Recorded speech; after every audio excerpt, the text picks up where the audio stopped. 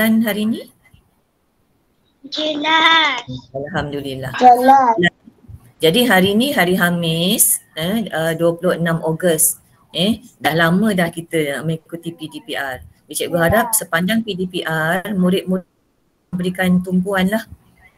Memberikan tumpuan pada apa yang cikgu nak sampaikan. Bila bismillahirrahmanirrahim, cuba kita lihat kemahiran pertama 2.3.2. Ini membaca, memahami dan mempersembahkan karya bukan sastra dengan sebutan yang betul dan intonasi yang sesuai. Itu yang pertama. Yang kedua, 3.3.2 mengedit dan memurnikan hasil penulisan daripada aspek ejaan, tanda baca dan penggunaan imbuhan. Sebenarnya kemahiran 3.3.2 ni kita dah buat sebelum ni. Tapi kita buat menggunakan buku teks. Kalau kamu ingat lepas kan, kita edit ejaan, kemudian tanda baca dan juga imbuhan. Jadi hari ini kita akan menggunakan buku aktiviti. Baiklah, cikgu mulakan dulu dengan 2.3.2. Sebab yang ini, cuba buka semua sekali. Muka surat 17. Sambil kita berbincang, sambil kita melihat pada petikan muka surat 17. Semua buka dahulu. Baiklah, cikgu kongsikan yang seterusnya. Yang ini ialah video. Video tentang cara membuat batik lukis. Baiklah, cuba kamu lihat, perhatikan dahulu, dengar dengan teliti.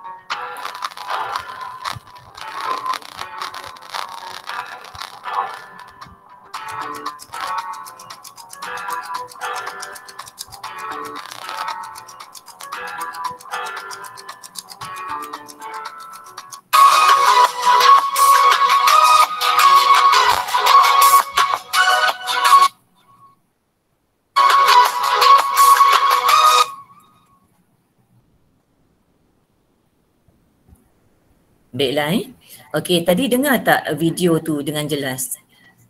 Boleh nampak tak? Boleh kan?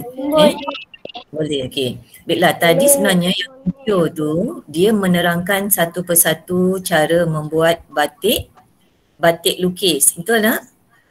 Jadi kalau kamu tadi kita dah lihat video, cuba kamu lihat daripada muka surat 17 tu. Dia ada beri 6 gambar. Baiklah, cuba kamu berikan cadangan. Yang pertama, apa tadi proses yang pertama sekali?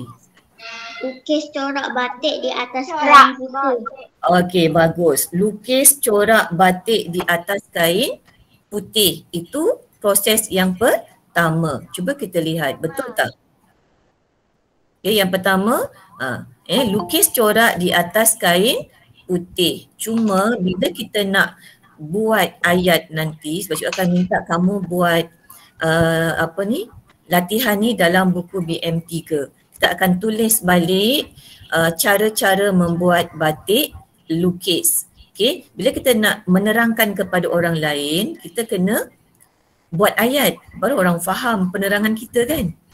Cuba kamu lihat, kalau cikgu beri dalam ni, cikgu merahkan untuk membuat batik lukis, mula-mula nampak tak? Cikgu tambahkan perkataan-perkataan tertentu supaya ayat kita lebih gramatis dan orang lebih faham apa yang kita nak sampaikan. Tadi kalau awak lihat ayat dalam gambar tu hanya dikata apa? Lukis corak batik di atas kain putih. Nak nampakkan itulah proses pertama, kita akan kata apa? Mula-mula. Pemilihan perkataan tu untuk menerangkan kepada orang lain. Boleh sayang Okey. Yang kedua yang mana sayang? Warnakan corak-corak. Okey, warnakan corak-corak. Okey, betul ke jawapan tu? Okey, cuba kita lihat. Maknanya kita kena mencorakkan kain. Warnakan corak. Kita guna, katalah tadi mula-mula, seterusnya. Jadi ini ialah kita panggil penanda wacana ataupun kita menggunakan frasa ataupun perkataan untuk menerangkan sesuatu perkara secara berturutan. Jadi mula-mula lukis dulu, seterusnya kita warnakan kain, mencorakkan kain. Nampak tak? Penggunaan penanda wacana untuk menampakkan kesinambungan antara ayat pertama dengan ayat yang kedua. Baiklah sayang, cuba awak lihat pula yang seterusnya. Yang mana yang ketiga? Warnakan corak-corak. Apa sayang? Warnakan corak-corak. Okey, cuba kita lihat. Okey. Jawapan yang ketiga. Warnakan corak-corak tersebut. Kan yang ketiga. Baiklah sayang, awak tahu tak canting tu apa? Cikgu lupa. Tahu tak canting tu apa? Siapa pernah nampak orang mencanting? Tak pernah nampak? Kalau kita boleh buat lawatan ke contohnya yang buat banyak buat industri kecil, buat kain batik dan sebagainya di Kelantan, kita boleh nampak bagaimana mereka mencanting. Canting ni ada alat dia. Alat dia tu kita macam bentuk teko tapi dia kecil lah. Dalam tu kita masukkan pewarna emas tu. Lilin yang dicairkan. Jadi kita akan lukis, kalau orang lukis guna pensel kan, dia guna canting tu. Nanti insyaAllah lah, cikgu pun lupa. Tadi awak nampak dalam video tu, bagaimana orang mencanting. Dia corakkan tu menggunakan alat mencanting. Nanti awak akan boleh tengok, judarahkan nanti awak tengok balik video cikgu beri tadi. Bagaimana orang mencanting batik. Bila sayang, yang keempat apa dia? Rendam kain dalam basuh dan rebus kain menghilangkan lapisan lilin. Okey, untuk menghilangkan lapisan lilin. Itu yang keempat. Okey, betul ke sayang? Okey, baiklah cikgu sambil menyimak. Okey, cuba kita lihat yang keempat. Untuk mengekalkan warna, ni yang keempat sayang ni. Untuk mengekalkan warna, kain direndam. Tadi kita dah warna corak kan? Bila dah warna corak, kita rendam dulu selama 4 jam supaya warna corak tu kekal. Okey, itu yang keempat sebenarnya. Baiklah, yang kelima. Yang kelima apa sayang? Basuh dan rebus kain untuk menghilangkan lapisan lilin. Okey, basuh. Dah rendam, kita basuh pula. Okey, betul tak jawapan Ilfira? Cuba kita semak. Okey, betul. Dibasuh. Kemudian kita rebus untuk menghilangkan lapisan lilin. Okey, bagus Ilfira.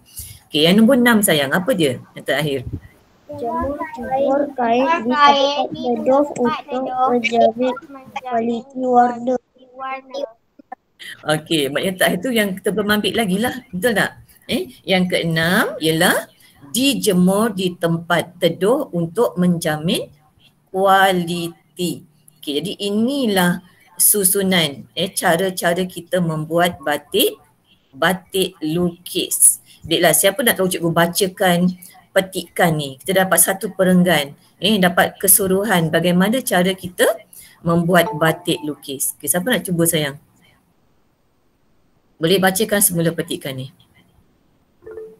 Okey, seorang. Saya. Ilfira. Okey, Ilfira bacakan 1 hingga 3. Nanti Izzatul sambung 4 hingga 6. Okey, mula Ilfira. Untuk membuat batik lukis, mula-mula lukis corak di atas kain tulis. Seterusnya, canting dengan lilin cair untuk mencorakkan kain.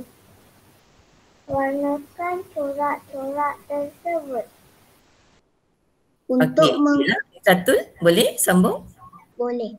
Boleh. Untuk mengekalkan warna kain direndam selama 4 jam dalam larutan natrium silikat.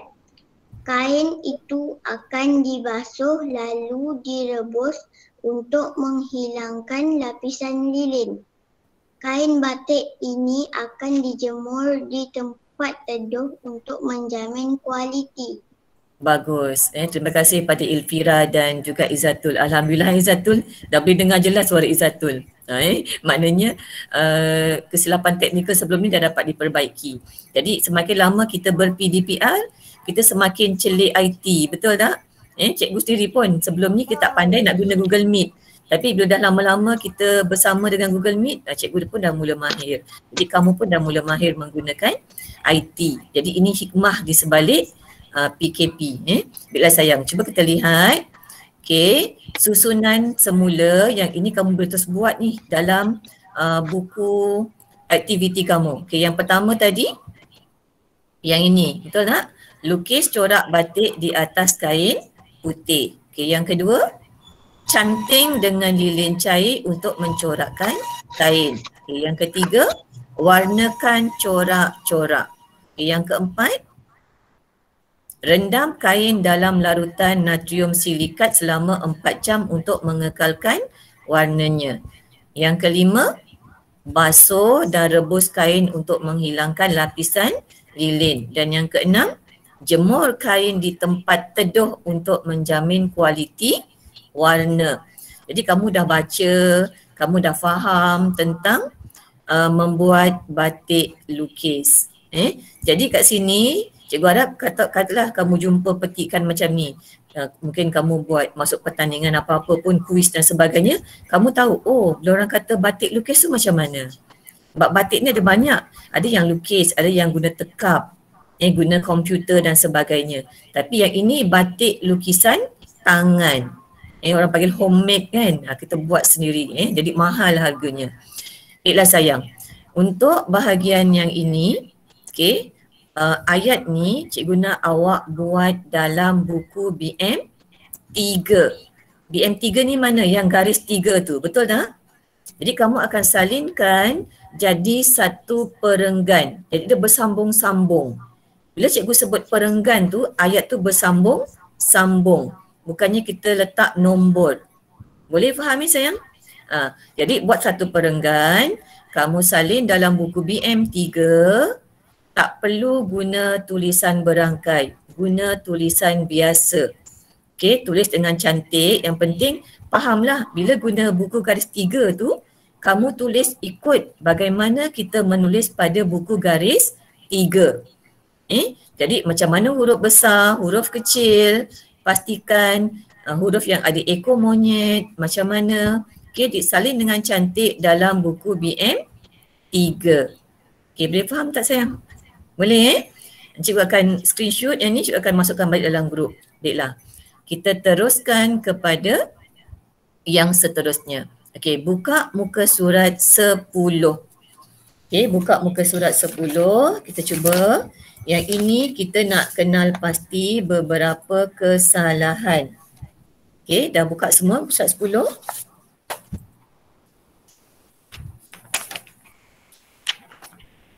Baiklah, dekat sini dia beri petikan tentang tokoh kraf negara.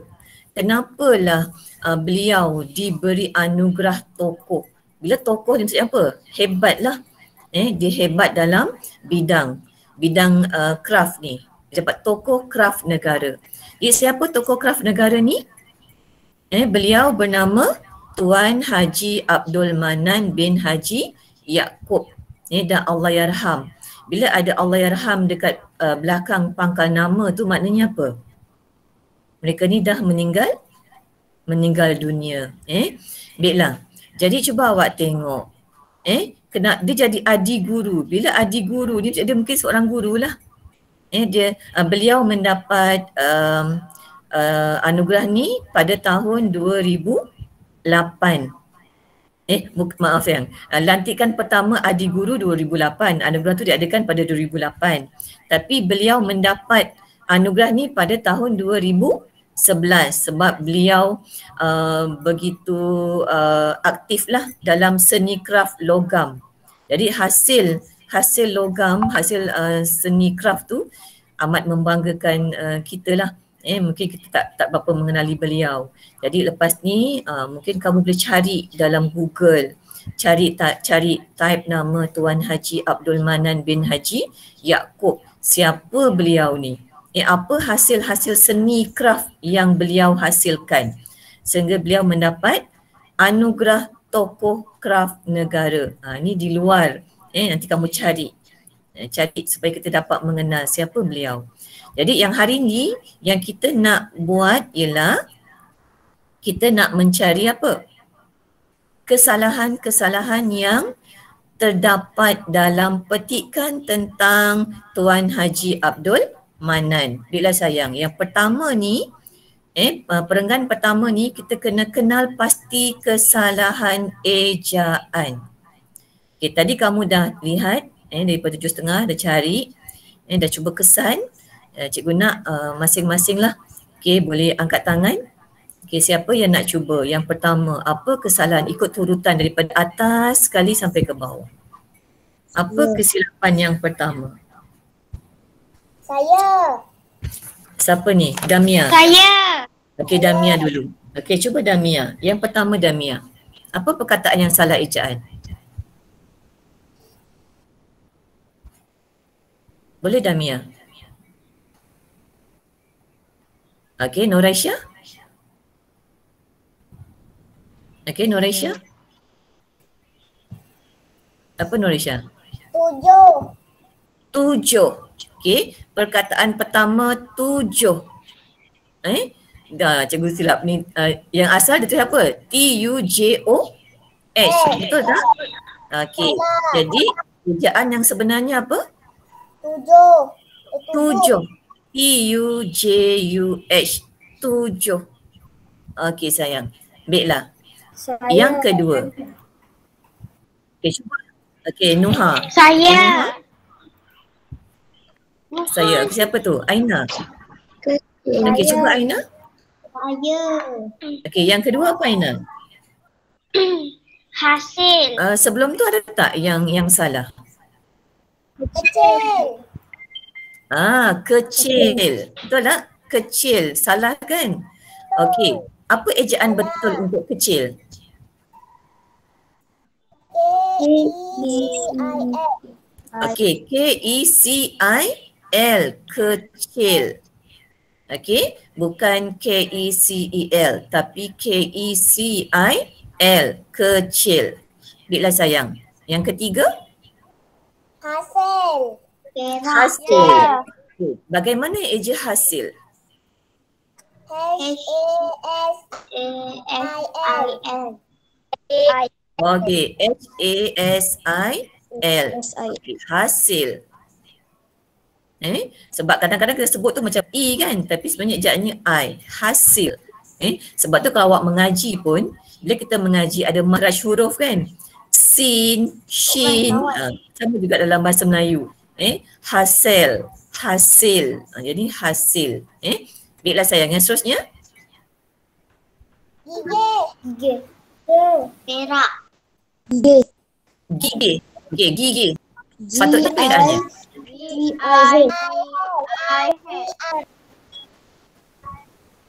Okey, G-I-G-I-H. Gigi. Ini sebenarnya mudah kan? Untuk kamu memang mudah. Cikgu percaya. Okey, yang terakhir apa sayang? Kemahiran. Okey, kemahiran. Ejaannya macam mana? K-E-M-A-N-I-R-A-N. Okey, bagus. Tak apa sayang bolehlah buka mikrofon awak Tak apa, kita keluarkan je bab ni yang mudah. Cuma cikgu nak dengar dari mulut kamu, dari mulut murid bagaimana kamu mengeja. Baiklah, terlihat yang terakhir, kemahiran ialah kemahiran. Kita dapat dah? 7, kecil, hasil, gigi dan kemahiran. Okey, baiklah, alhamdulillah. Kita lihat yang seterusnya. Okey, perenggan kedua. Yang ini kita nak kenal pasti kesalahan tanda Baca. Okey, tanda baca. Bila sayang. Siapa nak cuba? Saya. Okey, Saya. sebut je sayang. Okey, sebut. Apa dia? Allah yarham. Sepatutnya apa sayang? Huruf besar. A huruf besar. Sebab apa? Awal ayat 1. Kan? Awal ayat mestinya huruf besar. Kemudian itu merupakan nama khas. Jadi kita kena mulakan dengan huruf besar. Jadi Allah yarham sepatutnya A huruf besar. Allah yarham. Jangan sampai salah ejaan. Bila sayang yang kedua? Kat mana kita cari kesalahan ejaan, kesalahan tanda baca? Tanda koma. Tanda koma pada perkataan? Rebung. Rebung ke? Yang sebelum tu? Cuba tengok dalam buku teks awak. Ya? Apa Ilfira? Pelanggan. Nampak tak pelanggan? Pelanggan, lepas pelanggan ada tanda koma kan? Sepatutnya tanda apa kat situ? Titik. Sebab tu lepas pelanggan tu perkataan reka bentuk tu R-nya huruf besar.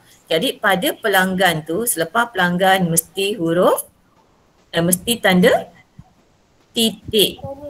Titik. Koma dia yang salah kan?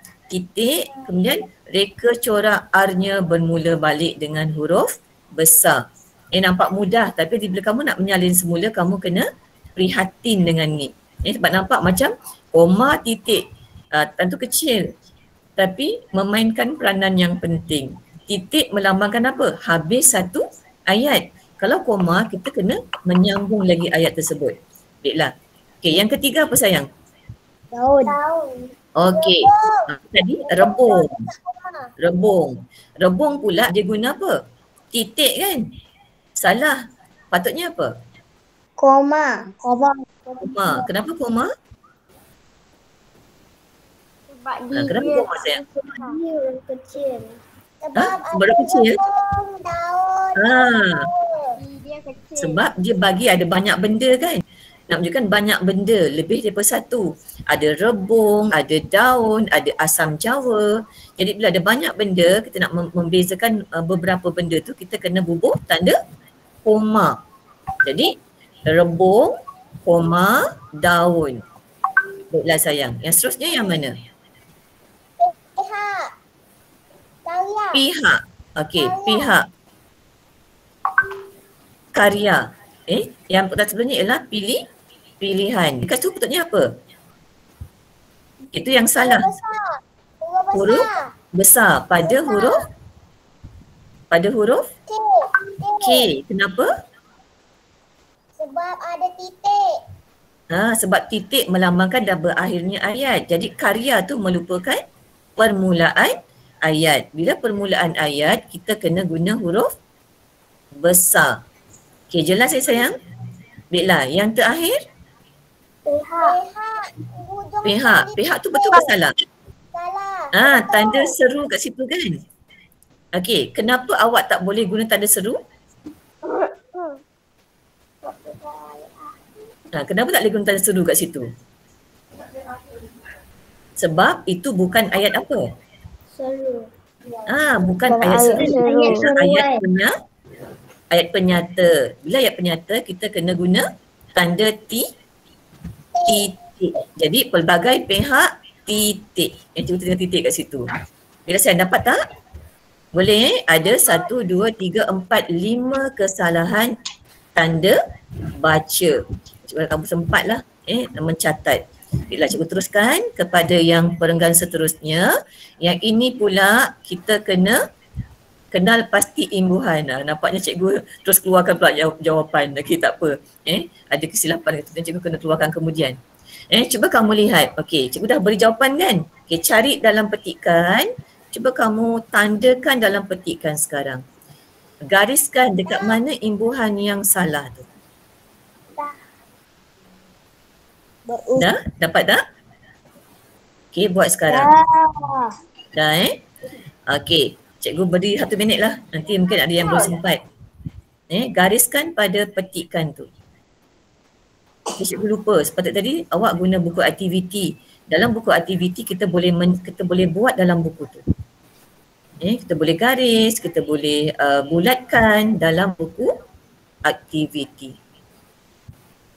Baiklah. Jadi yang pertama berusaha, berimbuhan awalan, usaha kata dasarnya. Dan yang kedua terpelihara, imbuhan perkataan dasarnya pelihara. Okey, yang ketiga sepanjang. Bukannya terpanjang. Kalau terpanjang ni maksudnya apa? Paling panjang. Sepanjang ni kita melalui sepanjang kalau kita sungai, sepanjang itu melalui sungai. Kalau terpanjang, sungai yang paling panjang. Jadi beza ayat tu. Ubah sedikit imbuhan tu dia dah berubah maksud perkataan. Okey, yang keempat berimbuhan awalan, cita-cita kata dasarnya. Yang terakhir imbuhan awalan, lihat, itu ialah kata dasar. Jadi kelima-lima ni kita menggunakan kata imbuhan awalan. Baiklah sayang, ada pertanyaan tak untuk kedua-dua latihan? Tak ada Semua boleh buat sayang? Tak ada. Okey, baiklah, cuba kita lihat penutup apa yang kita nak buat. Tugasan hari ini yang pertama, tuliskan manual cara membuat batik lukis dalam buku BM3.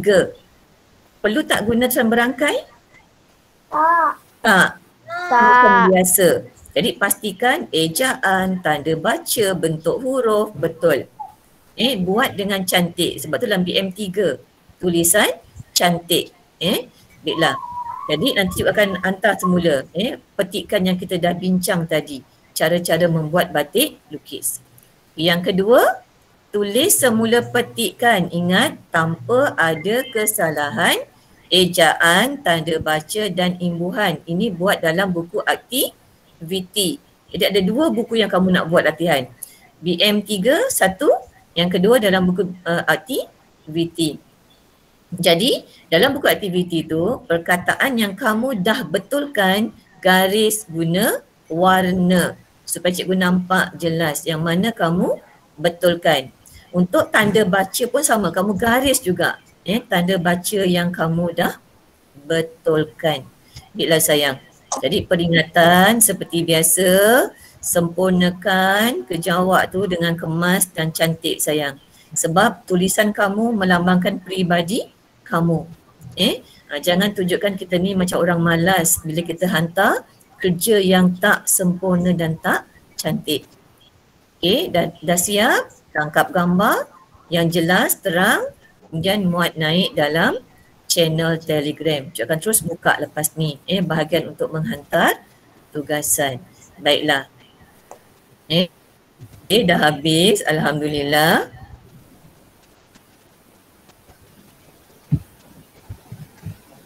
Baiklah. Baiklah sayang Jadi cikgu berhentikan perjumpaan kita Darwish. Jadi dah boleh buat ni. Dah terang-terang dah cikgu terangkan tadi. Jadi semua yang masuk hari ni ada 22 orang ni dah boleh siapkan dah kerja kamu. Tak perlu kamu nak susahkan lagi ibu bapa kamu. Dah boleh buat sendiri, sempurnakan dan hantar. Baiklah, kita akhiri